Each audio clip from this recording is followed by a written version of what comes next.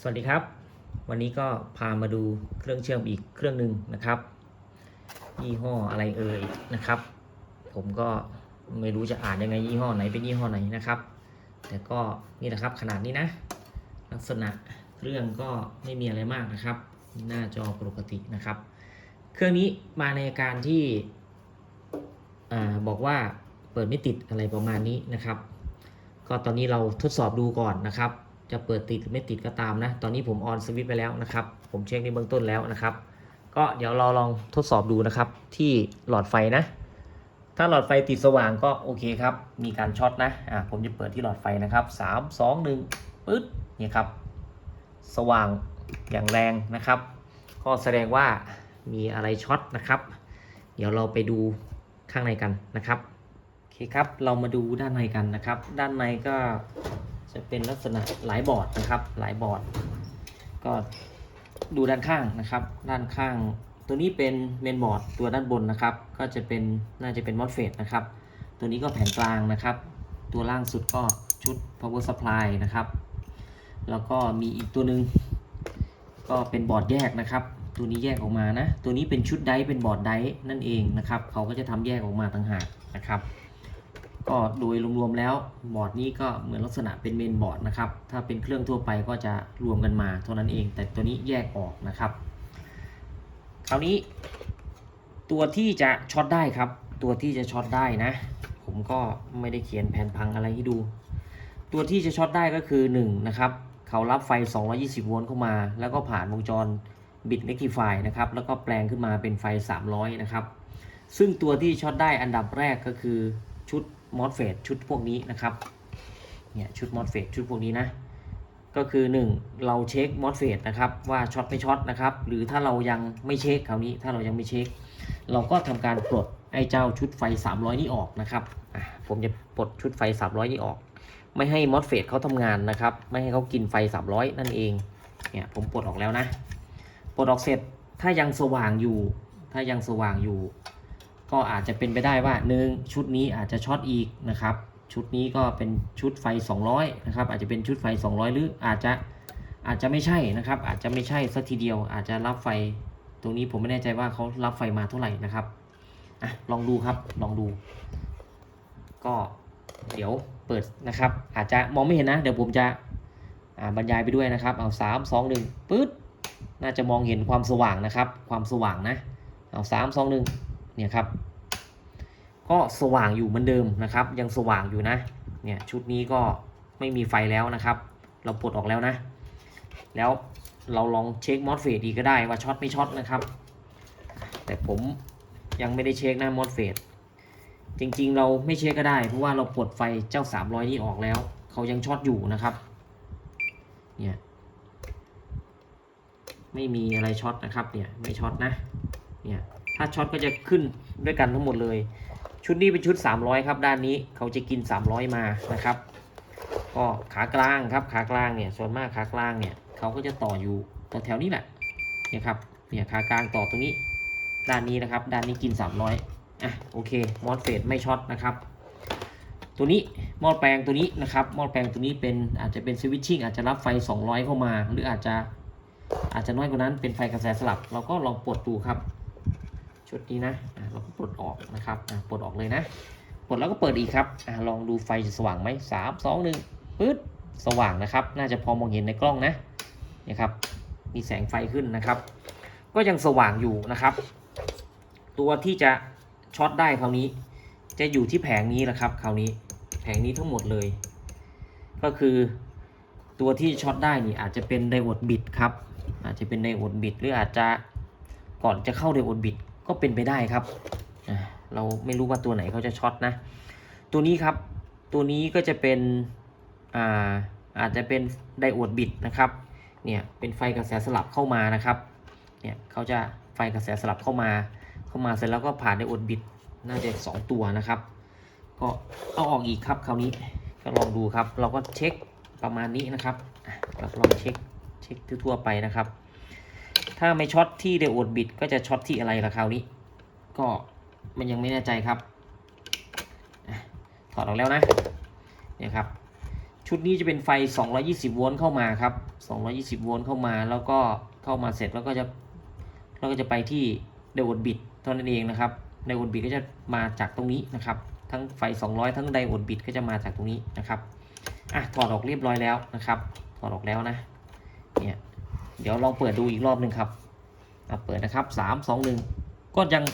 สว่างอีกเหมือนเดิมครับโอเคเราปลดไฟออกที่เข้าไดโอดบิดก็ยังสว่างนะครับเพราะฉะนั้นตัวที่จะช็อตคราวนี้นะครับก็แน่นอนครับต้องอยู่ที่แผงนี้แหละนะครับต้องอยู่ที่แผงนี้ชุดนี้นะครับอาจจะมีอะไรไหมผมก็ไม่เคยเห็นจะช็อตอะไรขนาดนี้นะครับลองเช็คที่ขั้วนี้ดูนะครับเขาจะเป็นยังไงนะเขาจะช็อตไหมเนี่ยครับขึ้น1 โอห์มเลยนะครับถ้าไม่ผ่านปลั๊กกันระเบิดนี่ตุ้มเลยนะครับเนี่ยช็อตช็อตแน่นอนครับแต่ไม่รู้ว่าจะช็อตที่ไหนคราวนี้จะช็อตตัวไหนนะก็เดี๋ยวลองไล่ดูครับเดี๋ยวผมก็จะลองไล่ดูจะช็อตตัวไหนช็อตสวิตช์ไหมก็เป็นไปได้ครับอาจจะมีการรื้อออกก่อนนะครับเราก็ไม่รู้เหมือนกันเนี่ยชุดนี้นะครับเขาจะเป็นตัวไหนเราก็ไม่รู้อาจจะต่อผิดก็ได้นะครับอาจจะต่อผิดก็โอเคเดี๋ย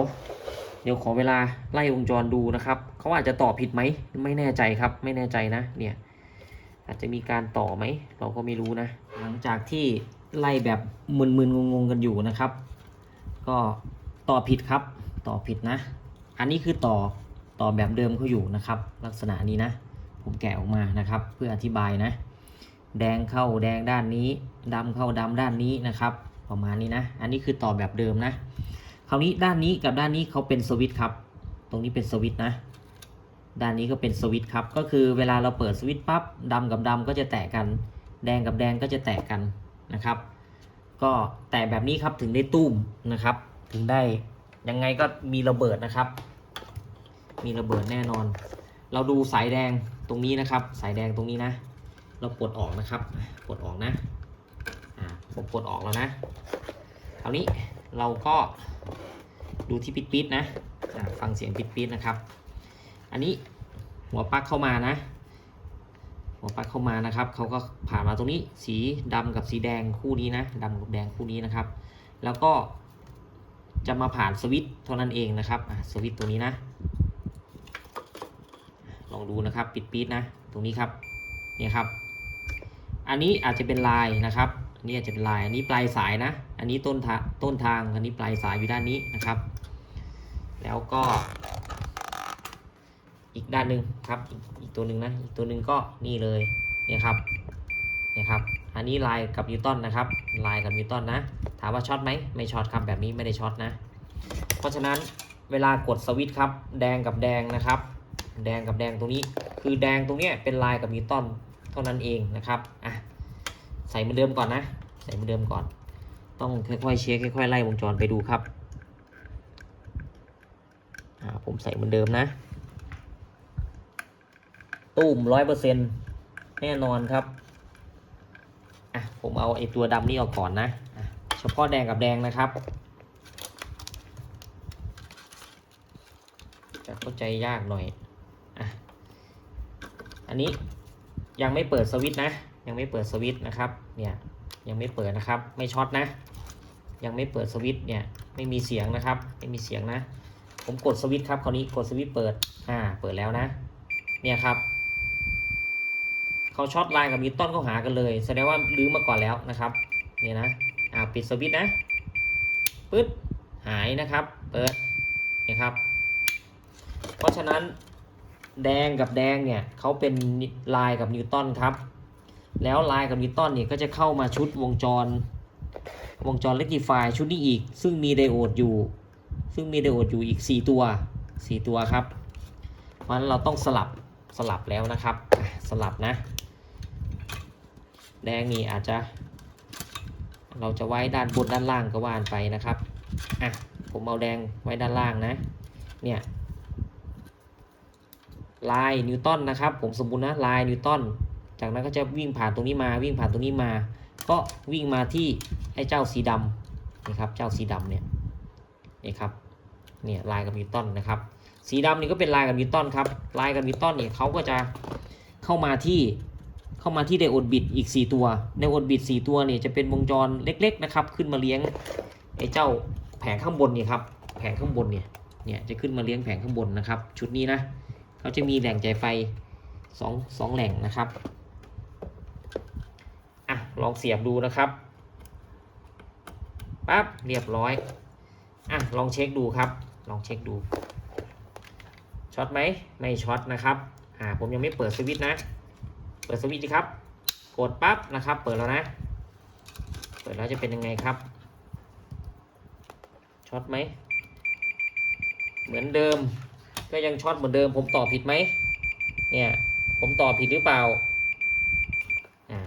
ปิดสวิตช์นะครับไม่ช็อตนะเปิดสวิตช์นะครับไม่ช็อตนะครับคราวนี้ผมรู้แล้วว่าปัญหาทำไมถึงส่งมาให้ผมไล่ให้ผมซ่อมดูนะครับก็คือต่อแบบเนี้ยถูกแล้วครับแต่ทำไมยังช็อตอยู่นะครับปลดตรงนี้ออกครับปลดตรงนี้ออกนะ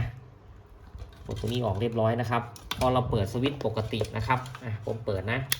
ผมเปิดนะครับลายกับนิวตันเขาก็ไม่ช็อตกันแล้วเนี่ยไม่ช็อตนะครับ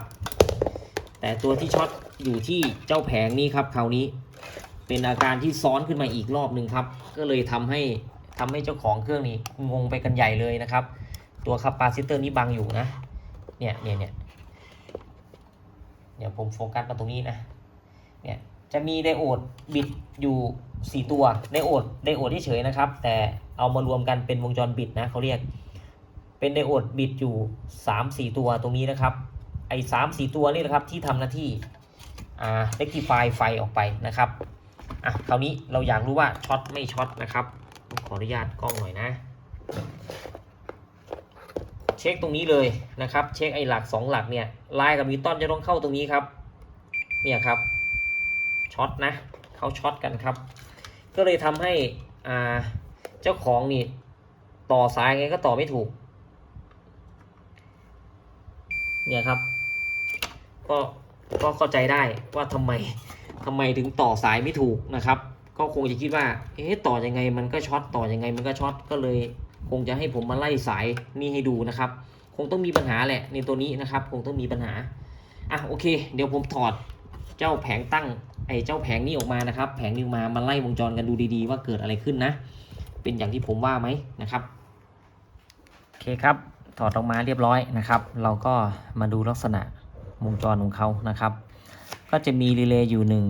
2 3นะครับ2ตัวนี้ก็จะตัดลายกับนิวตันนะครับตัวลายตัวนิวตันจะเข้ามาที่จุดนี้นะครับ2ตัวนี้นะลายกับนิวตันนะครับก็เข้ามาเสร็จเนี่ยครับนี่คือลายกับนิวตันนะที่จะทำหน้าที่เป็นสวิตช์นะครับสวิตช์ตัวนี้ก็จะส่งมาเลี้ยงชุดนี้ครับส่งมาเลี้ยงชุดนี้ก็จะเป็นลักษณะเป็นวงจรซอฟต์สตาร์ทด้วยนะครับลายกับนิวตันก็จะวิ่งจากชุดนี้แหละครับมาด้านนี้นะครับถ้าเราไล่ลักษณะดูนะเนี่ย